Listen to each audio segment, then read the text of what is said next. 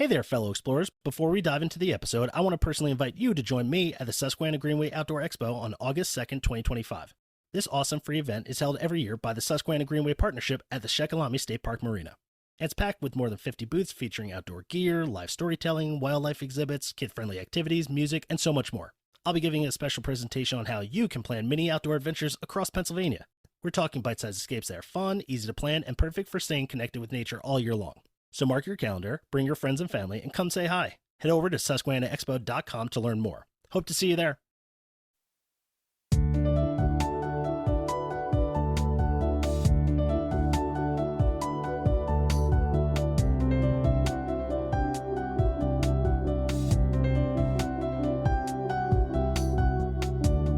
Welcome, fellow explorers. My name is Christian Alexanderson, and this is Hemlocks to Hellbenders, a podcast highlighting Pennsylvania's parks, forests, and great outdoors. Stretching 444 miles from New York through Pennsylvania and into Maryland's Chesapeake Bay, the Susquehanna River is one of the oldest rivers in the world. Dating back between 320 and 340 million years, the Susquehanna River was around when Pangaea started to rift and split into two smaller continents. And while it served generations as fertile hunting and fishing grounds and trade and transportation routes, it took American industries a couple hundred years or so to nearly destroy it. Like always, it took a dedicated group of people to speak up and make changes that would save the river. One of the voices speaking on behalf of the river belongs to the Middle Susquehanna Riverkeeper, an advocate, a watchdog, and a tireless defender of one of the most important watersheds in the United States. The volunteer organization protects and promotes the Susquehanna River, its tributaries, and the aquatic ecosystem it supports across an 11,000 square mile watershed defined by the north and west branches of the river. It covers more than 20 counties in Pennsylvania. Their passion for clean water and public engagement is reshaping how communities interact with their local waterways. From investigating pollution and illegal dumping to leading kayaking programs and stream studies for students, the Middle Susquehanna Riverkeeper are making sure that people understand what's at stake and how they can get involved. What sets the Middle Susquehanna Riverkeeper apart isn't just advocacy, it's education. Their floating classroom program, citizen science initiatives, and water quality monitoring efforts are all about empowering people to become stewards of their environment, because protecting a river starts with understanding it. The Susquehanna River faces a number of continued threats, from outdated infrastructure and agricultural runoffs to industrial discharges and invasive species. These aren't distant, abstract problems. They're real challenges that affect real people, and the Riverkeeper are on the front lines, combining data, public pressure, and policy to push for meaningful change. But this work isn't all warnings and water samples. It's also about joy, about reconnecting people with their rivers, creeks, and lakes. The Middle Susquehanna Riverkeeper aren't just defending a river. It's one of a number of organizations building a movement, one that spans counties and communities, farmers and fishermen, students and scientists. A movement that says clean water isn't a luxury, it's a right, and it's worth fighting for. I'm excited to welcome John Zaktansky to the podcast. John is the executive director of the Middle Susquehanna Riverkeeper. John, thanks so much for joining the program. Sure, yeah, thanks for having me. It's exciting. Tell us about the work of the Middle Susquehanna Riverkeeper Association. Yeah, it's really intense in that we cover a huge area and try to do a lot of different things. And it's worked well overall in the course of the past 5 years of me doing this role. But we're a small nonprofit. We started in 2015, and it's our 10-year anniversary this year, so that's pretty exciting. And we cover 11,000 square miles of watershed, so everything that drains into the north branch and the west branch of the Susquehanna River, all the land. If you spit on the ground and it eventually washes into a stream and into a river or whatever, it's in our purview, down to about Sealands Grove in the main branch, our main stem.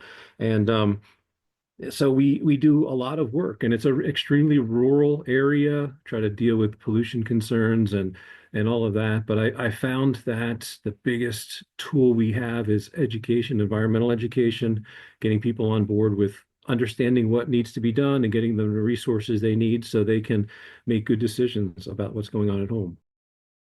How did you first become involved in the organization? What drew you to the Middle Susquehanna Riverkeeper Association? Yeah, I was working in newspaper journalism for more than 2 decades, local newspapers. I enjoyed it, everything from pagination to story writing to editing to all of that. It was a lot of fun. And so as much as I enjoyed that, I saw this ad pop up for this Middle Susquehanna Riverkeeper and executive director of a nonprofit. I thought it combines all of my interests and things that I've done over the years, everything from scouting and enjoying my time out fishing and camping and hunting and stuff with family to the science part that I love, the writing that I enjoy wanting to do, and then also my wife and I were counselors for troubled teenagers for quite a while at an adolescent group home. And I was like, well, if we could potentially do programming to reach people like that and get them to care about our waterways, that would just be icing on the cake. So I interviewed for the job and subsequently turned down the offer. Not because the offer wasn't great, but because I was terrified of switching into nonprofit world with having no experience and wondering how I'd be able to provide for a family. And I got in my own head for quite a while. And so I turned it down. And then they reached back out to me and they're like, hey, John, we really enjoyed your interview. Please reconsider. You can do some of the programming you want to do. We'll really tailor this to that and really kind of get excited about it. And I was, and I turned it down a second time because I was terrified of what would happen. And if I didn't do it right, I didn't want to mess up doing the job and protecting our waterways well, but I also didn't want to leave my family out to dry as well.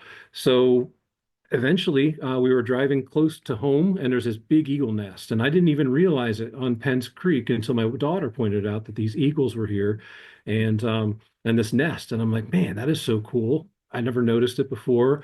Who speaks for these eagles? Like, if there's an issue on the creek or some kind of a waterway problem, who talks for them? The whole Lorax thing got in my head, and so eventually that was what I used as my sign, so to speak, of just turning around and saying, all right, I'm just going to go all in on being a river keeper and learning this nonprofit thing as I go and just do the best I can. And so ever since then, it's been no looking back, full steam ahead, and I've enjoyed every moment of it.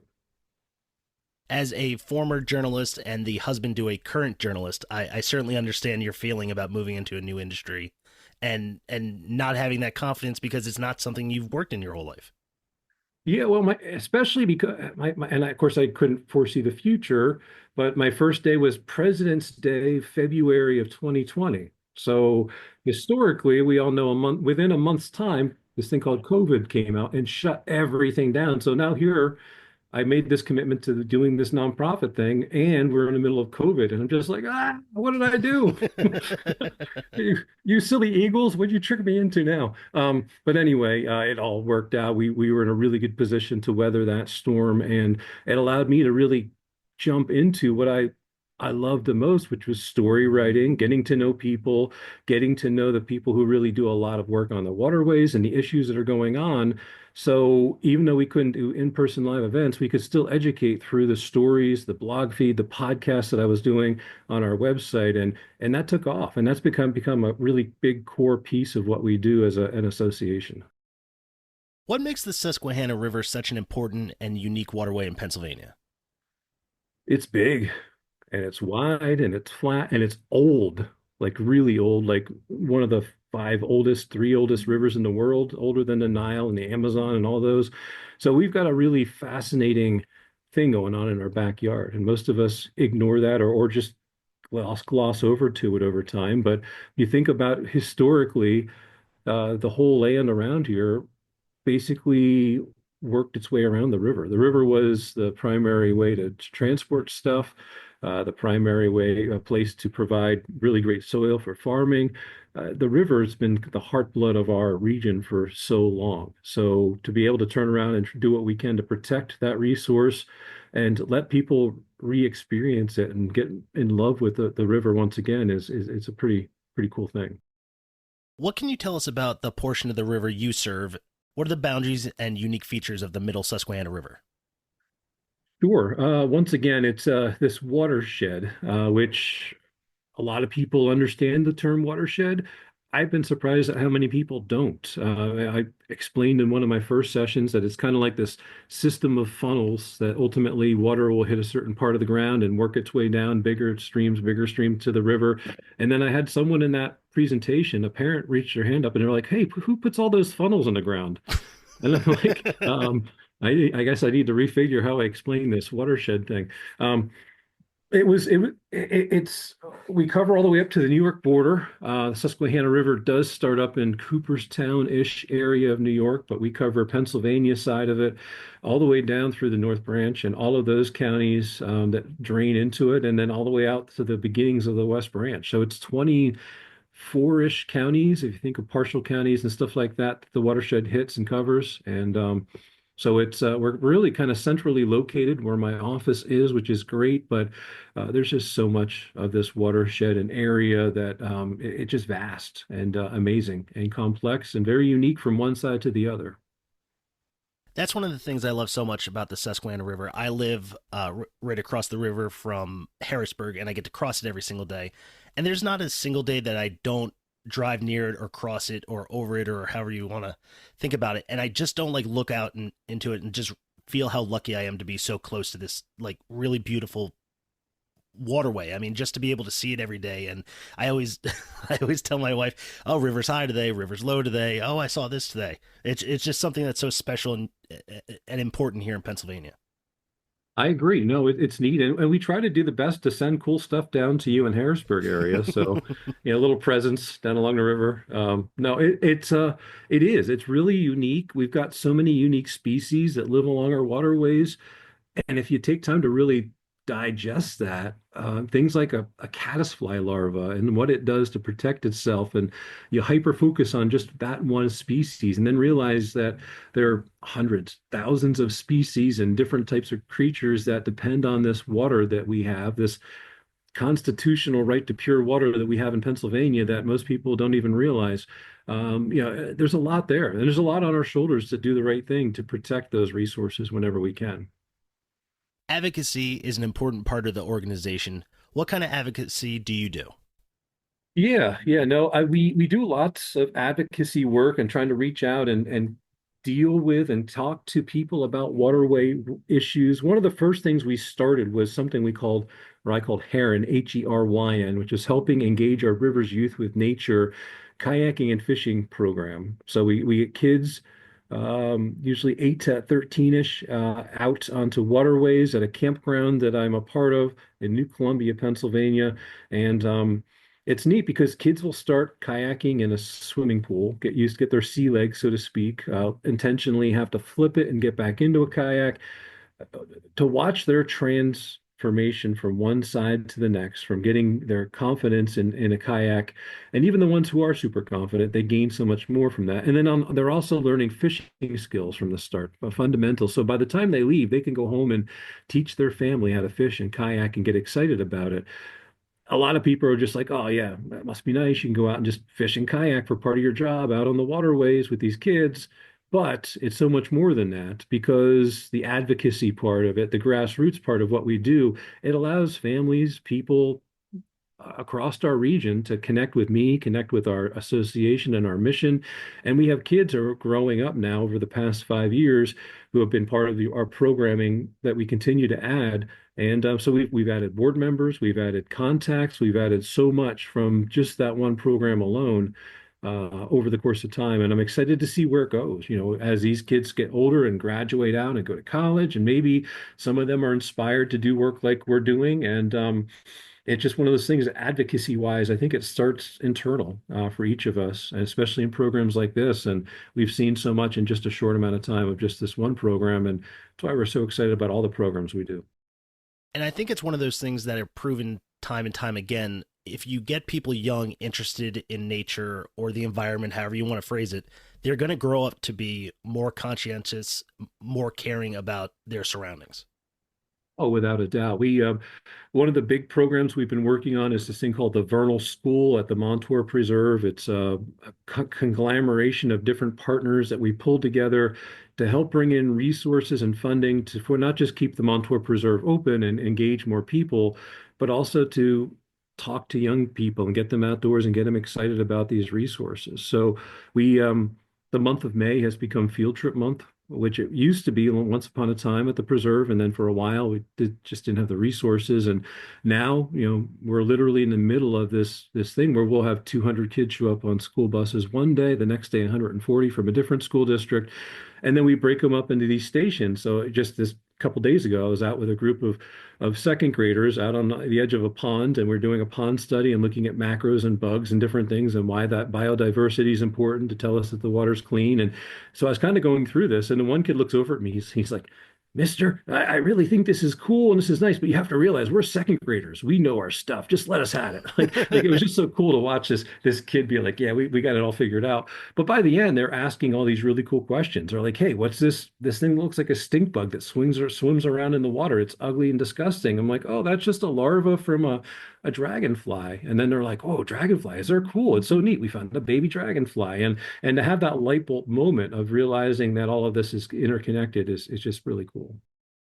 How does your team monitor water quality and pollution throughout the watershed?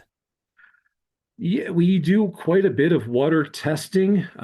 We engage people to help kind of watch things for us along the waterways. And some of the earliest stories I did were, if you see foam floating on top of the water, or if you see something that looks like an oil sheen, or if you see something that looks like an algae bloom, here's what is natural, here's what's not natural. If it's not natural or you don't think it is, please let us know. We'll help you kind of investigate that or relay it up the ladder of different state agencies where it needs to go, because that can be very challenging and difficult and scary for those who have not done that before. But just a lot of water sampling and raising awareness about that. And I really wish more people took the time to test their own well water at their house or know more about the water from the municipal authority that they're getting as well, because it's amazing how much stuff is in our water or not in our water that we just assume should be there. So we've done water sampling out in different areas, residential well water sampling, helping people find water treatment systems for their homes. And one particular that's always going to stick in my mind. I went to this one home to grab some water samples from a sink. This little barefoot, maybe 3, 4 year old kid ran over to the same sink right before I went there, grabbed a glass of water and was chugging it down. I went over and grabbed the water sample. They have a water treatment system at their house, so of course everyone just kind of assumes it's good to go. Get those water samples back, and it's super high for a lot of not really good stuff in their water. And then we checked, compared that to the water from before the water treatment system, and realized their treatment system just wasn't active at all. Like it had shut down completely.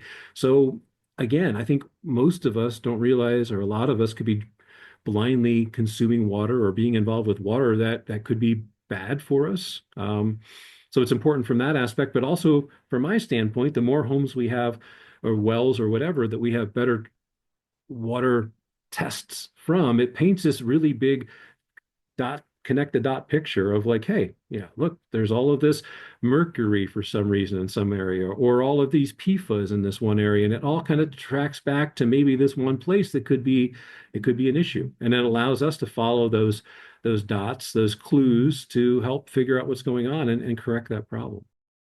What are some of the biggest environmental challenges currently facing the Middle Susquehanna River?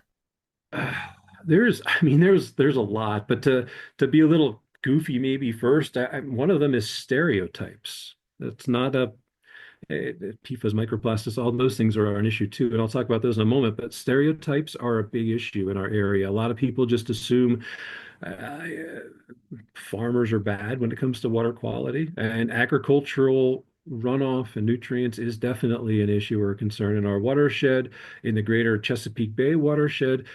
But to just blindly blame a certain group of people just because of what they do is short-sighted and not beneficial for any of us. So those stereotypes, unfortunately, make it really hard to kind of break through and work through with certain people to make sure that they're doing what they need to do or get them the resources that they need. And a lot of times, whether it's farmers or certain people in different industries, a lot of them do a lot the best they can with the resources they have to make sure the water's clean or make sure their land is doing what it should be doing, or that their farmland isn't eroding and washing away with the creek in the backyard. So stereotypes is a big issue that we need to continue to work through. But above and beyond that, we've come a long way. And when people ask me about the condition of the river in general, it can be really easy to talk doom and gloom and be like, oh no, we have, look at these fish with these microplastics in their stomach, or these PFAS, or these other things. But if you consider where we were in the 1970s, 80s, when they were first putting some of the environmental amendments into our Constitution. And where we are now, we've come such a far way with cleaner water than where we were before.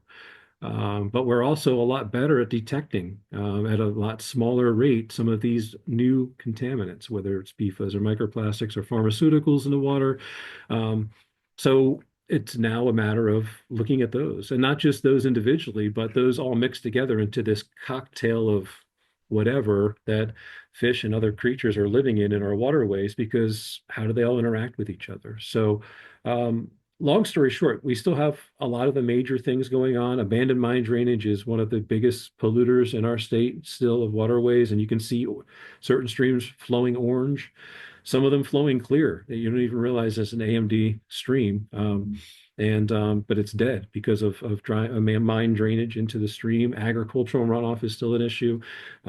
Industrial pollution is still an issue, and we're dealing with some of that in certain places. But then we also looking at consumer stuff and things like just such as, again, our PFAS and our microplastics and a variety of pharmaceuticals that get flushed down the toilet and wind up in our waterways.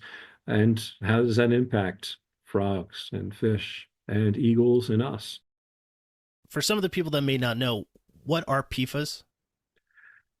They're a collection of different chemicals that ultimately have been called forever chemicals at times as well, but they are things that used to be put on things like Teflon pans and other areas where people wanted non-stick materials or water-resistant packaging and fast food, firefighter foams. There's a wide variety of sources that these PFAS, and I forget I mean, I forget, but to pronounce the long scientific word behind PFAS, but ultimately it's a collection, and there's quite a few of different types of PFAS and PFOs and different variations of that. But those chemicals can and have been proven to cause certain health issues in animals and people over the course of time. So it's something that we're still getting used to, but at the same time, PFAS issues have been around for 10, 20 years. If you look back at some of the early stories and films and stuff like that are out about it as well. So as much as it's a new hot button topic, I wish we were further along than where we are right now with them. So What would you say is the health status of the river right now? that that's it's a tough question. I mean, the river is such a not living and breathing, so to speak, but it's ebbing and flowing, constantly changing. I mean, right now we have massively high water levels from flooding, and that water that floods into from all the rain brings with it a certain amount of contaminants and chemicals. So, from one day to the next, it could change quite a bit as far as health. In general, overall, our river's a lot cleaner than what it was. As much as we don't want to realize it, we're just better at detecting some of those yucky things that are in our waterways than we were 10, 20, 30 years ago.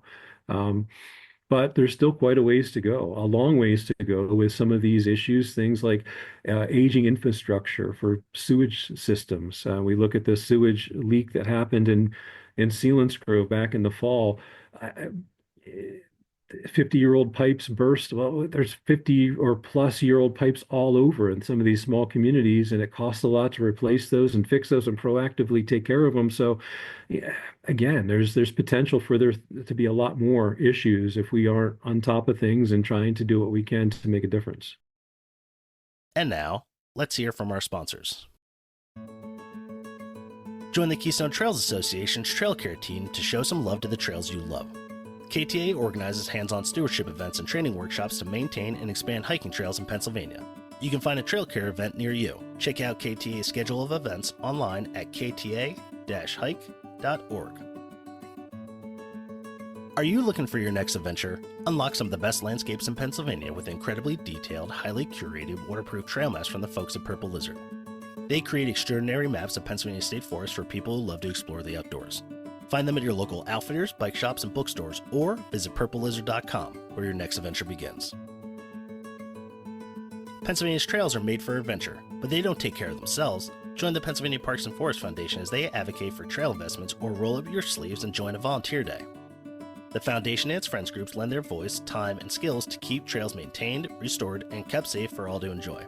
From weekend warriors to daily explorers, everyone benefits from the hard work of volunteers who care. Ready to make a difference? Get involved at paparksandforests.org and help keep Pennsylvania state parks and forests thriving. Looking for a way to add some local Pennsylvania flair to your space? Check out Sister Sunflowers. They create unique stickers inspired by small local spaces that make your community shine. From quirky caves to hidden local gems, their stickers bring your favorite places to life.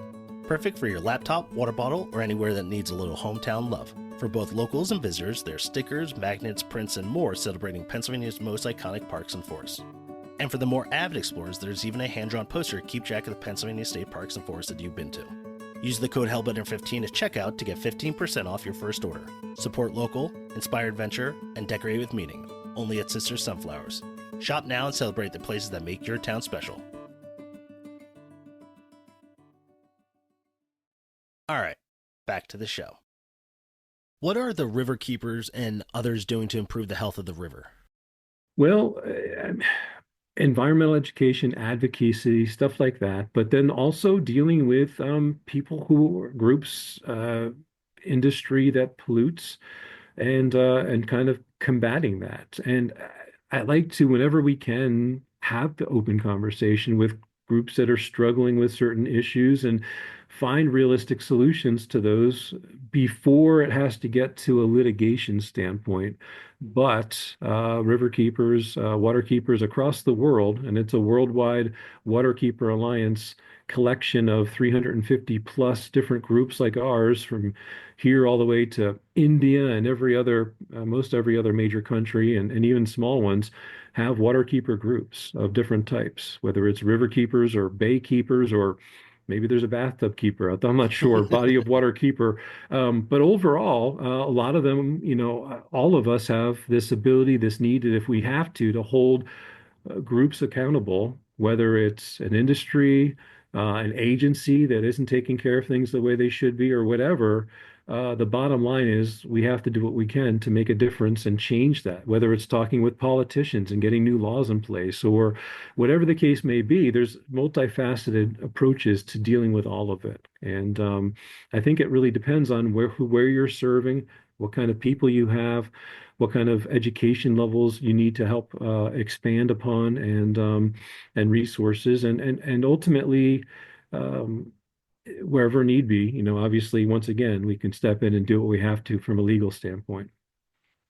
Can you share a recent example where your advocacy or legal action made a tangible difference for the river?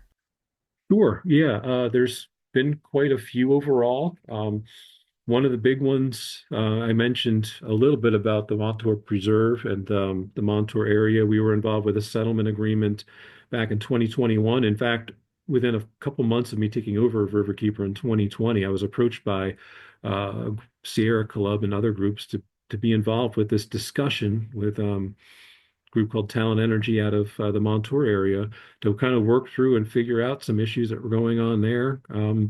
And eventually got to a settlement agreement with different groups that we were involved with that allowed us to do some of that water sampling that I talked about earlier. We're going to be doing, we have up to 30 years worth of stream sampling in that area, just to make sure that certain contaminants may hopefully never show up in some of those streams, but to be watching that proactively. We were able to get some other checks and balances in place when it came to water sampling and helping homeowners in the area. And all of that made a huge difference across the board. And also part of that settlement agreement was getting some kind of future for the Montour Preserve, which was owned by Talent Energy as well. So we got them to agree to allow us to help find a future owner that it could be donated to, so it would stay a nature preserve moving forward. So it's not something that'll just disappear at some point, but we're building long-lasting abilities to keep that around. And then with that, doing environmental education and helping connect young people once again to these resources to help bridge that gap. More recently, we were involved. We were one of 5 small nonprofits, some small, some a little bit bigger, that ultimately were involved with a federal case against the U.S. Fish and Wildlife Service over the Eastern Hellbender, and trying to get protections for the hellbender. And that was a multi-year back and forth discussion. It was pretty cool because our region specifically is one of the few in the nation where there are some populations of hellbenders. So getting to work with local specialists and on hellbender issues, and then raising that awareness all the way up to the federal level. And then a little over a year ago, we got a federal judge to side with us and say, "Hey, U.S. Fish and Wildlife Service, you need to reconsider your stance of hellbenders having no protection." So at that point, they had about a year's time to respond to that.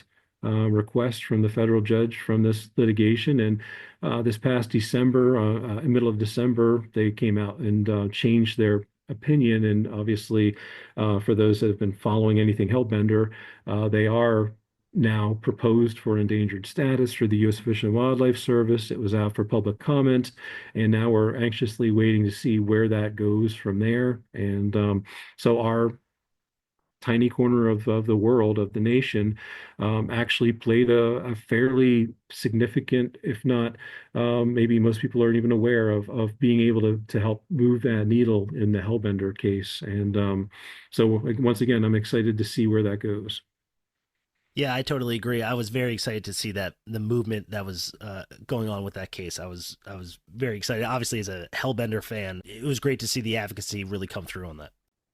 Yeah, our area is blessed with a lot of people who really care. I mean, there's a lot of people that don't know what a hellbender is, who have never seen one in their life, but there's a lot of people that really do care about such a creature as unique as the hellbender and raising awareness. So we have songs about hellbenders, and we have hellbender ales, and we have other things, hellbender races and hellbender t-shirts and things like that. And it's just neat to see people come together. Artwork. We'll go to shows and have a hellbender model out, and we'll have kids do drawings of it at different shows, and we'll get 100, 120 drawings back from different kids because they think the hellbender's cool.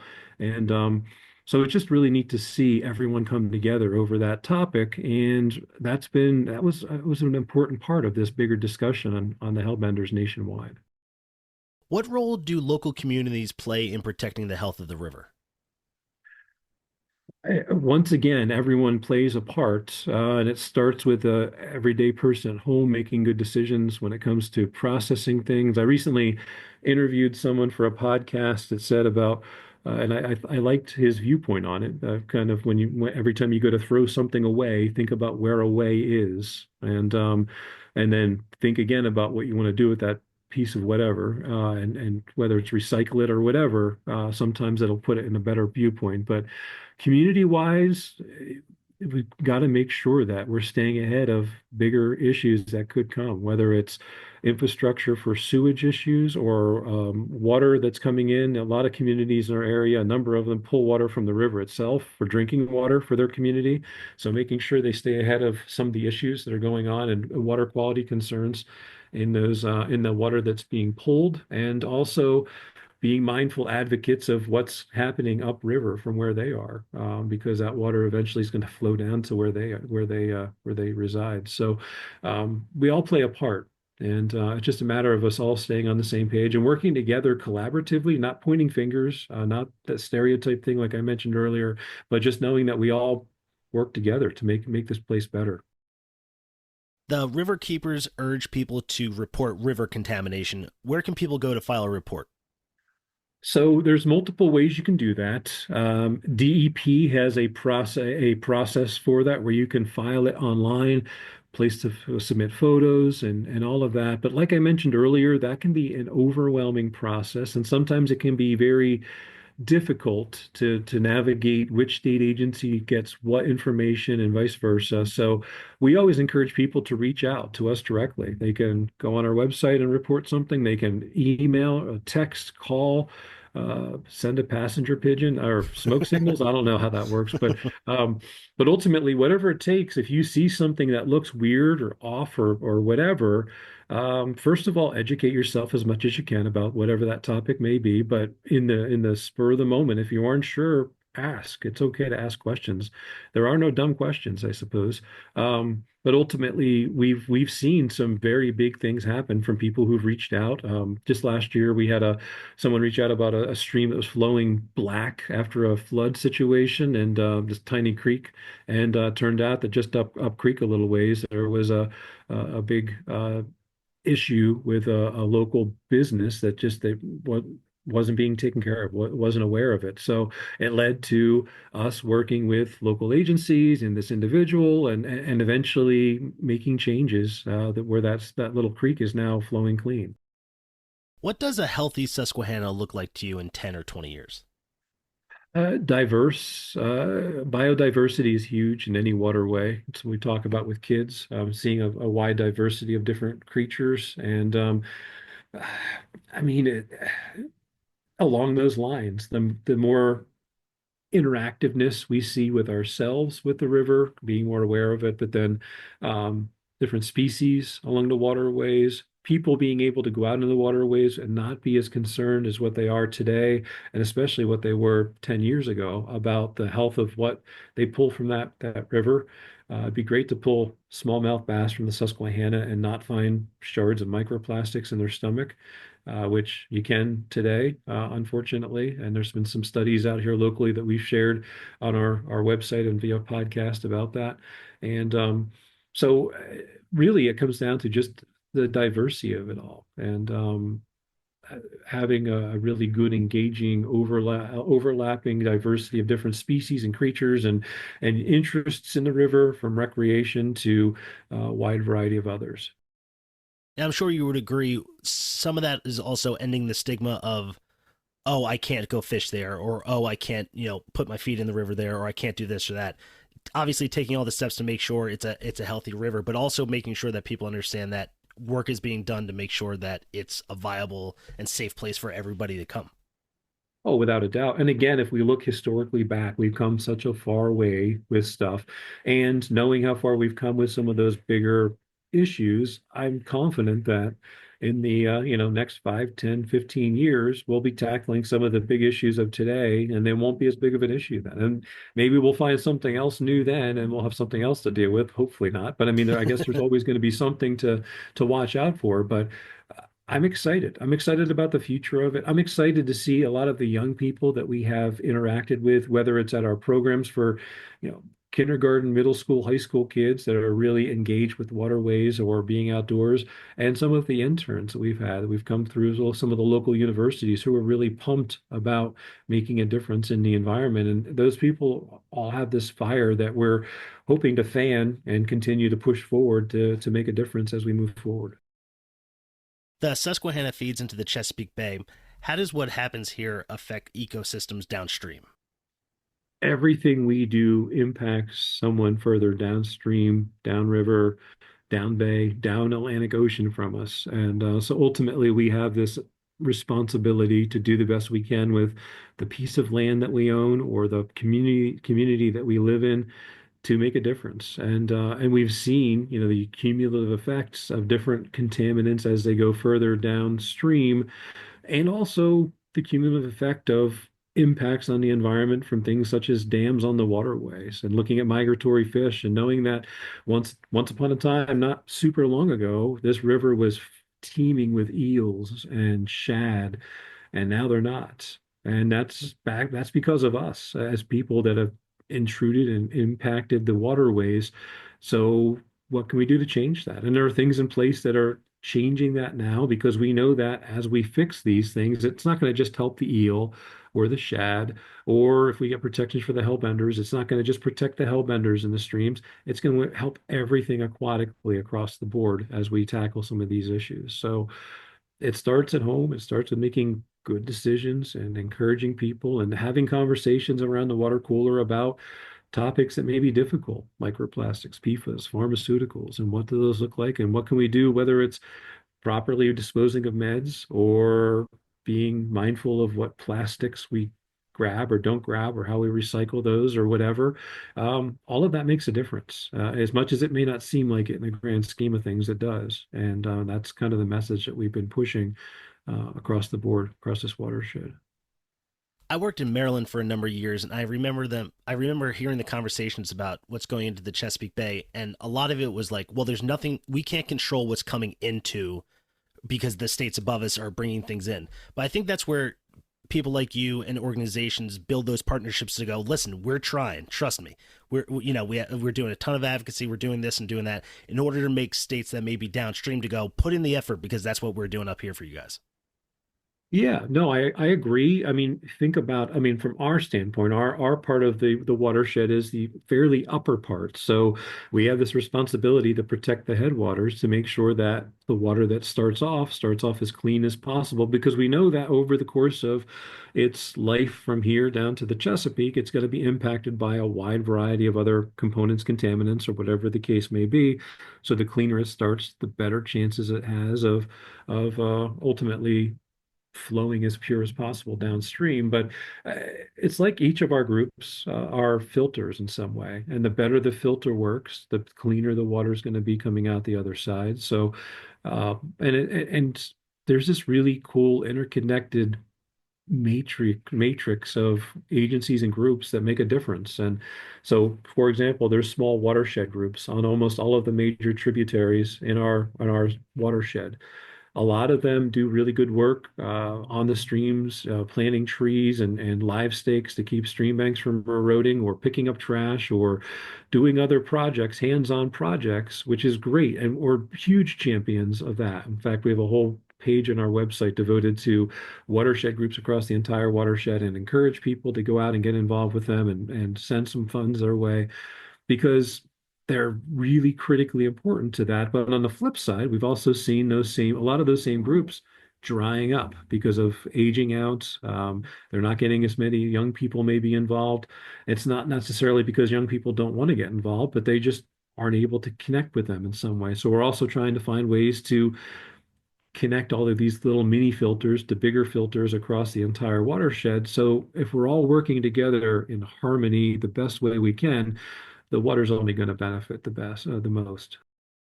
If you go on the Riverkeeper's website, you'll find numerous events open to the public. Can you tell us about the different kinds of events you all host?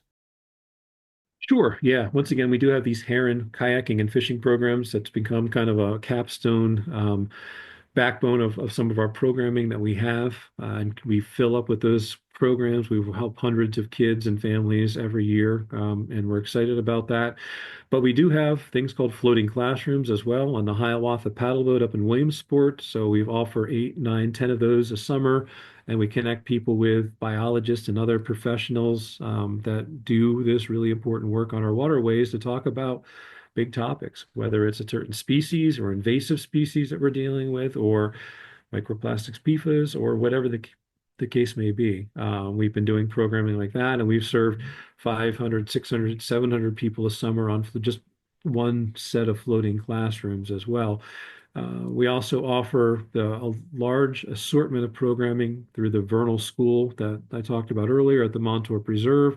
We've been working with other environmental or groups, venues, to work together to offer other programming across the greater watershed as well, which is key. We do things such as, in fact, tomorrow we're going to be doing a Cub Scout Connect with the Water Day at Camp Croonden in Millmont, Pennsylvania. And so we have over 100 Cub Scouts coming in from all over doing cool waterway experiments and games and stuff like that to connect them with waterways as well. So we're really open to whatever. And if someone really wants to do a program, reach out and let us know. We love doing things like river walks along the islands, along like the Sunbury River, because it's a great way to like really realize what goes on in our river system by getting out on the water and checking out and exploring some of these cool places.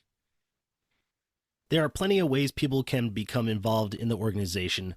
What volunteer opportunities are available? Yeah, we look for people to get involved wherever they want to, wherever they feel the most comfortable.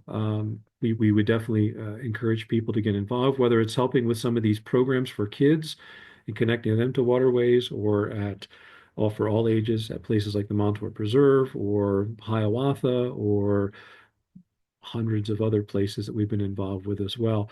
People can also get involved if they want to be what we call sentinels, which are watchdogs for the river, volunteer wise. They can be just a matter of if someone who drives a lot throughout the watershed and they want to keep an eye on certain waterways that are in their backyard and let us know if something changes drastically. They can do that.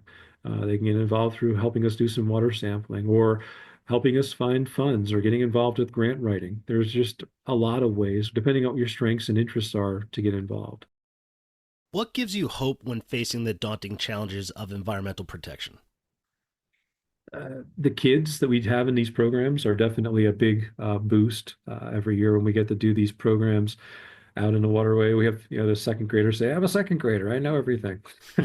In a kind of a cool, not precocious way, but it was seeing people, young people come out and overcome major fears of being on the waterway or yeah, not just kids, adults, teachers as well. We've had groups come in and teach, we'll get pull macros from a pond and, we'll have kids be like, oh, cool, I want to grab this thing, this bug, this dragonfly larva. And we'll have some adults say, no, no, no, it could bite you. Don't do that. And kind of getting through some of those fears and then watching that aha moment for so many people, regardless of what age they are, it continues giving us the fuel to move forward with some of these bigger issues. You mentioned it a couple times before. Tell us about your podcast. Where can people listen, and what do you guys talk about? Sure. Yeah, we actually just surpassed our 100th episode this past fall. I think we're at 110 or 9 or 8. I don't know, one of those over 100 numbers. And so we've talked to people that started back a product of COVID, a product of me doing podcast conversations with musicians once upon a time with the newspaper. I'm like, oh, we could be doing that with environmental related people here with our river and sharing that information. So we have a wide variety of people from teenagers all the way up through to wily old veterans who have done waterway biology and aquatic work with our whole lives, talking about different important issues. And that can be found on our website under the podcast tab. We're also published online with all the major podcasting platforms as well, and you can check those out. And a lot of those we rewrite into blog post stories using AP style and all of that. So local newspapers, as they need free local content, they know they can rely on what we have to be journalistically correct, and they can put it in their newspaper, and it's become almost like a syndication in a way for that. So we've had literally hundreds of stories on a wide variety of topics, and the research and stuff being done in our waterways not only reach the people on our website and social media, but also in local newspapers, reaching 10, 15, 20, 30,000 people at a time. And what's the name of the podcast? It's Middle Susquehanna Riverkeeper podcast. So Nice it's and easy. pretty, yeah, fairly simple. Simple-minded people like myself come up with simple titles, I suppose. So How can people learn more about the Middle Susquehanna Riverkeeper Association? definitely through our website, middlesusquehannariverkeeper.org, or social media. We're pretty active on Facebook and Instagram. We want to get more active other places. We're looking to do some new video shows to connect people in new ways, from environmental education to some of these really big topics that we have going on, and how they can incorporate those. So there's quite a different way online. We also have an email newsletter if people would like stuff sent to them. We're open to whatever works. John, thanks so much for talking to us. We really appreciate it. No, thank you for having me. It's been awesome. I appreciate it.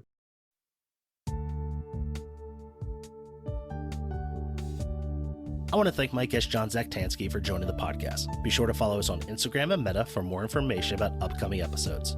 You can support the podcast by buying merch at hemlockstohellbenders.com, or you can click support this show in the podcast description to provide a monthly donation. This has been Hemlocks to Hellbenders. I'll see you out there.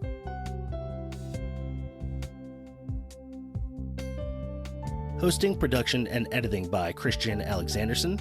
Music by John Sauer. Graphics by Matt Davis.